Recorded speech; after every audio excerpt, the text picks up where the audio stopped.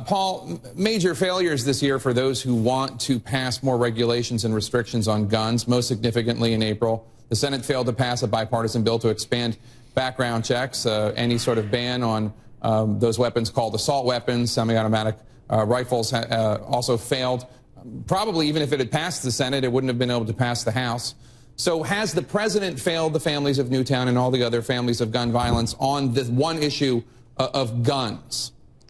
The sad reality is that a year since the Sandy Hook shootings, really, while we've made some progress in some states, while we now have some executive orders from the president that are moving forward, the crucial things to strengthen our background check system, to make it harder for felons and people who are dangerously mentally ill to get guns, nothing's happened there.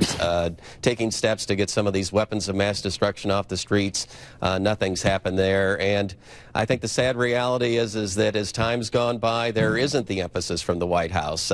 When I headed the Brady campaign, we gave the president an F for his first year in office because he hadn't done enough then. His response to the Sandy Hook shooting was a good one in terms of what he called for, but in terms of accomplishments, we've still got a long way to go.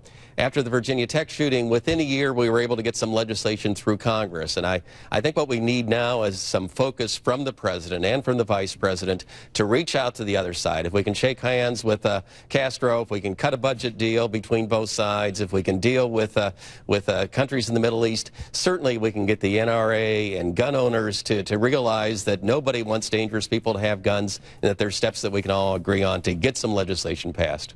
And of course, the president and the White House, when addressing this, they talked about addressing this in a holistic way, not just further restrictions on gun ownership, but also addressing the mental health system, talking to Hollywood about the culture of violence. Michael, looking at the whole picture, do you think President Obama has done everything he can do? Look, I've sat with the president, sat with the vice president during their time of talking to thousands of people in the White House about these issues. I know it's in this man's heart. I know it's in the vice president's heart. These two men want to get this done. To the gentleman's point about reaching to the other side, when are they going to reach out to us? 11,380 people have been killed by guns since Newtown. When are the Republicans in the House going to reach out to those families and say enough is enough? The president is doing everything he possibly can to get this done, and the NRA are stopping every Republican in the House from voting in favor of his bills.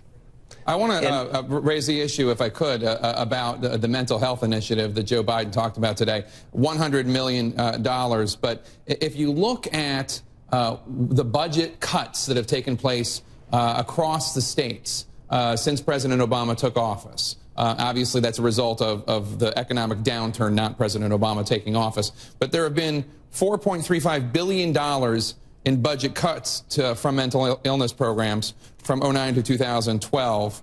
And the Treatment Advocacy Center says the number of public psychiatric beds has fallen 90% since the 1950s. Now, in the last year since Newtown, there has been increased funding for mental health programs in 36 states, Washington, D.C. But, Paul, I'll start with you. Are we doing enough on that front?